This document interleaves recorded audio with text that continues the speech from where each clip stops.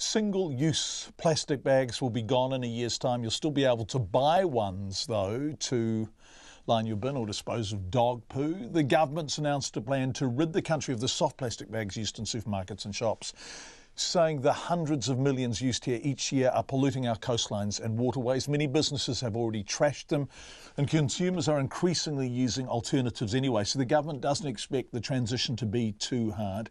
Here's our political reporter, Gia Garrick. What's the favourite food of a turtle? Jellyfish. Well, these get out into the sea, and 1/3 of the turtles that we find dead in New Zealand, we've had some of these. There's some. And so who wrote to me about that? All of you guys have. And look, the Prime Minister, Jacinda Ardern, picking up rubbish off the beach at Lyell Bay in Wellington with some of the hundreds of school kids she says have written letters to her about plastic bags since she took office. I literally get hundreds and hundreds. And that really stood out to me from the time I took on this job. And it stood out to me because I make a real effort to reply to each of those letters. And it's our sea life and coastlines these children have asked the Prime Minister to protect. We are destroying our beach. We are littering on our beach. It's become a dump. All sorts of fish are dying. So I'm writing this because we did a beach cleanup at Petone Beach and it was terrible. We are the ones who are letting plastic go into places where it could get into animal stomachs. If they keep eating plastic and other things that are not edible, they could sadly die. So I think we should decrease the amount of plastic used in New Zealand by not using single-use plastic bags and bottles. The latest petition delivered to Parliament calling for an end to single-use plastic bags was signed by 65,000 people. Today's announcement makes New Zealand the 104th jurisdiction to ban plastic bags. The Associate Environment Minister, Eugenie Sage, says she's confident New Zealanders will be able to find alternatives without too much trouble. People are thinking about plastic bags, so they're thinking about what they consume, they're thinking about how they use plastic and looking at alternatives. So I think we are seeing that culture of change.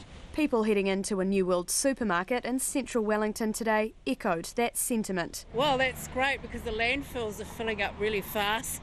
We've got masses of plastic bags ending up in the sea and in landfills. When you see the impact on the sea and everything, then yes, I think it's a very good decision.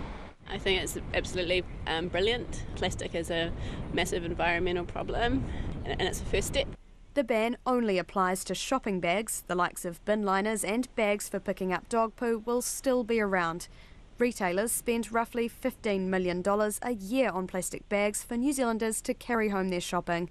Retail New Zealand's Greg Harford says businesses big and small are already moving to more environmentally friendly alternatives. We've seen big grocery stores, department stores, hardware stores move, but also right down into small business land.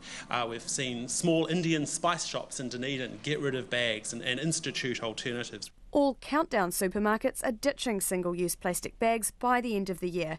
Kiri Hannafin from Countdown says the pilot has been successful. We've had 10 stores pilot going plastic bag free, and in those 12 weeks we've stopped 5 million bags going into the environment. 5 million bags. So I'm both embarrassed to say that we've been doing that for so long, but proud to say that we can make a difference. Businesses are still being encouraged to recycle plastics through incentives under the Waste Minimisation Fund. And there's an expectation binning bags will see a spike in innovative alternatives. For now, the government wants the public and industry to give feedback by mid-September so they can begin the phase-out period, with the ban expected to be enforced by July next year. From Parliament for Checkpoint, Gia Garrick.